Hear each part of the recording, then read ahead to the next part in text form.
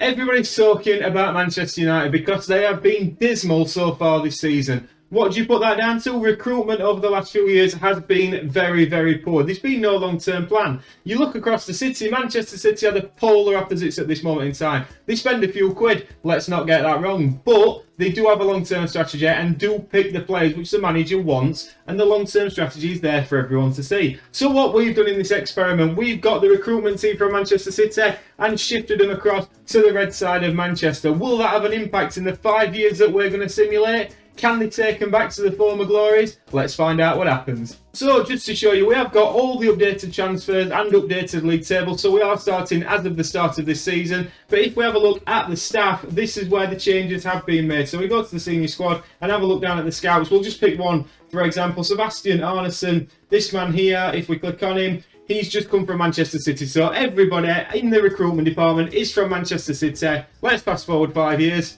It's going to be interesting. So we are at the end of the 2026 season, and it's fair to say that it is not just the recruitment team that is the issue at Manchester United. There's been a lot of managers come and go, and that's the first thing we are going to have a look at. Eric Ten Hag didn't last very long at all. He only lasted till November before he was sacked, and then Steve McLaren took over in temporary charge. Then Jorge Sampaoli came in, lasted 2 years, nearly 3 years, and then was sacked again before Nick Cox came in. And then Antonio Conte came into the club, lasted just over a year, again won nothing, and then Nick Cox came in as interim manager again. It's not been a successful period for Manchester United managers, but it goes further than that. If we have a look at the domestic league since this first season, where they finished in 8th position, that's why Ten Hag presumably got sacked. He must have had a very poor start. They then finished consecutive thirds, actually did well on the points totals, went from 70 to 77 before dropping off massively when maybe Conte took charge, then finished consecutive 6th place finishes. It's not good enough for Manchester United at all, and it doesn't get any better in the Champions League. They've only played in the Champions League twice. They've lost to Liverpool in the quarterfinals on aggregate, and also lost in the first knockout round to AC Milan. Been playing in the Euro Cup, the Europa League a little bit. First season lost to Napoli in the final before losing in the second knockout round to Hoffenheim in the 25-26 season. FA Cup not got past they've lost one final to Manchester City. Rest at time, they've been knocked out in the early rounds. And then in the Carabao Cup again, not too much to shout about. Lost to Watford, lost to Leicester, Leeds, Chelsea and Aston Villa in the time that we've been conducting this experiment. It's not been very positive at all, but let's have a look at the Premier Division. Manchester City, absolutely not struggled at all. Even though their recruitment team disappeared to Manchester United, Manchester City have been totally dominant in what they've done. They haven't got Pep Guardiola anymore. They've got Erling Haaland. It's just ridiculous. Manchester City, this could happen in real life quite comfortably. But although that could happen quite comfortably, it were the transfers that we were mainly looking at. What could the Manchester City recruitment team, although they've not done anything in terms of league positions and trophies, what could they do to improve this squad? And more importantly, clear out some of the dead wood that we all know Manchester United have got at this moment in time. Well, the first transfer window was quite an interesting one. They brought a few players in, nobody of any real note. Pablo Sarabia from PSG being the standout player at 34 million, that transfer window. But then you have a look at some of the players that left. They got rid of Elanga, Phil Jones, Brandon Williams. They all left on loan. Dermot Mee, again, small transfer. Hannibal went on loan. They got rid of a lot of players on loan and straight away shipped Fred out, which is quite interesting, in January.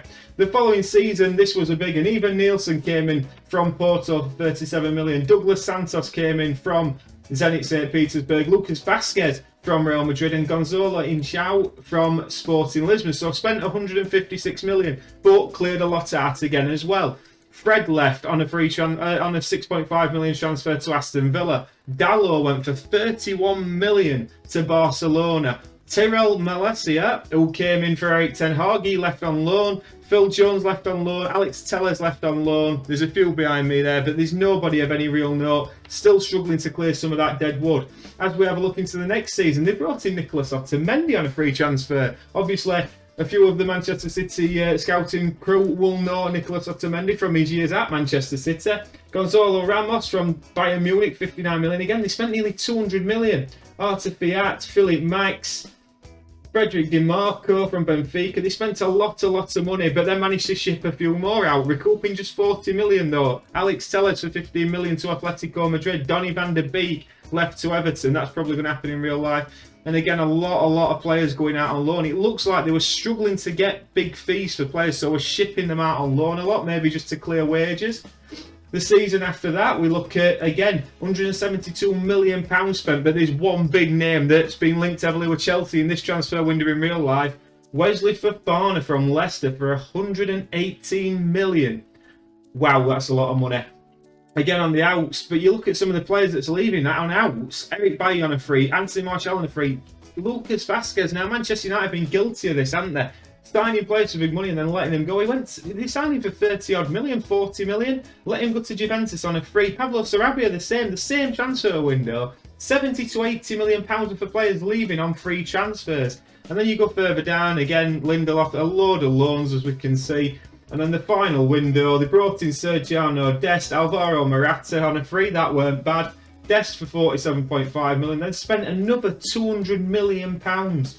Mario Benitez, Jan Feldman. They signed a lot of players on for a lot of money, and then again letting players go. You look at Aaron Wan-Bissaka, again brought in for a big fee earlier in his career. David De Gea left on a free for Napoli. If he keeps playing like he's in real life, I'm sure they'd take that now. But again, a lot of loan players. Did manage to get 39.5 million for Amad Diallo. Philip Max, 27 million. Again, a player they only brought in recently and got for less money for selling him on. It's clear to see, and I'm sure a lot of Manchester United fans will agree anyway, it may be above the recruitment. The club is really struggling from top to bottom. It's very difficult. Lisandro Martinez left to Napoli as well on loan. So the players that were coming in will leave him pretty quickly as well for less money. The recruitment team of Manchester City couldn't sort Manchester United out. Maybe it just needs a total ownership rebrand. But I hope you've enjoyed this experiment. It has been different to see if the Manchester City recruitment team could change Manchester United fortunes. The resounding answer is no.